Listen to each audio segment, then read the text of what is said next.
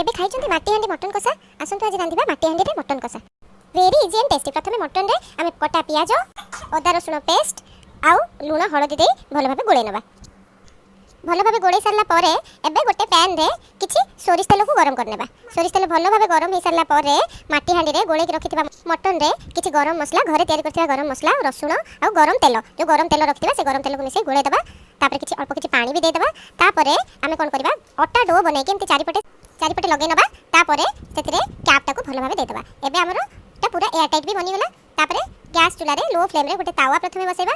तावा ऊपर आमे से माटी हांडी टाको नेकी बसे दबा। तापरे आमे भूली जिबा आमे बसेचे बोली 45 मिनिट पर्यंत।